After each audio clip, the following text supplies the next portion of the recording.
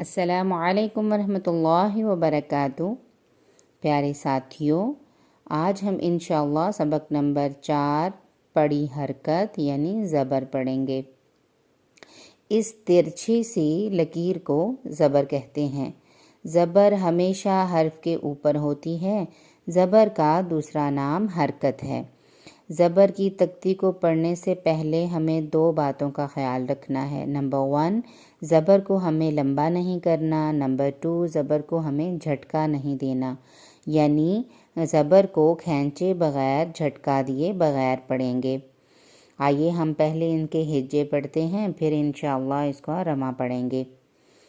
اعوذ باللہ من الشیطان الرجیم، بسم اللہ الرحمن الرحیم۔ با زبر با، تا زبر تا، ثا زبر ثا، جیم زبر جا، حا زبر حا، خا زبر خا، دال زبر دا، ذال زبر ذا، را زبر را، زا زبر زا، سین زبر سا، شین زبر شا، صاد زبر صا، ضاد زبر ضا، طا زبر طا، غا زبر غا، عین زبر ع، غین زبر غا، فا زبر فا، قاف زبر قا، کاف زبر کا، لام زبر لا، میم زبر ما، نون زبر نا، واو زبر وا، ہا زبر ہا، حمزہ زبر آ، حمزہ زبر آ، یا زبر یا۔ آئیے ہم اس کا اب رما پڑھتے ہیں۔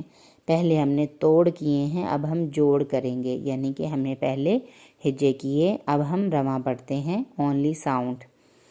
با، تا، ثا، جا، حا، خا، دا، ذا، را، زا، سا، شا، صا، ضا، طا، غا، ع، غا، فا، قا، کا، لا، ما، نا، وا، ہا، آ، یا۔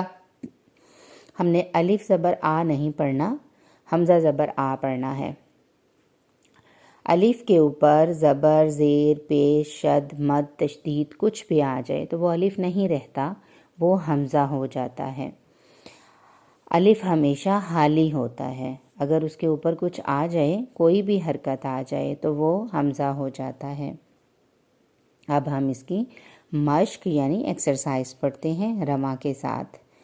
بلغ، فعل، ثمغ، امغ، عبس، مکث، رفع، زعم، خرج، اخذ، سرق، صدق، ضرب، ختم، شرح، ورد، حسد، فطر۔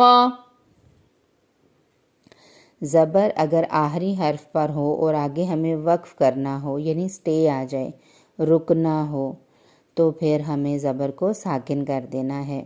جیسے بلغ، آگے وقف، بلغ، فعل، آگے وقف، فعل، ثمر، آگے وقف، ثمر، یعنی آخری حرف کو ہم وقف کی صورت میں ساکن کر دیں گے۔ آپ نے کوشش کرنی ہے کہ زبر کو آپ نے کھینچنا نہیں ہے، یعنی لمبا نہیں کرنا اور جھٹکا بھی نہیں دینا، اور اس کی ادائیگی نرمی والے حروف، سختی والے حروف، موٹے حروف کی اسی طرح کرنی ہے جیسے کہ ہم نے مشق متفرق یعنی کہ مفردات میں پڑھا تھا پیچھے۔ انشاءاللہ مجھے امید ہے آپ اس پہ بہت اچھی کوشش کریں گے اور اچھا سیکھنے کی کوشش کریں گے۔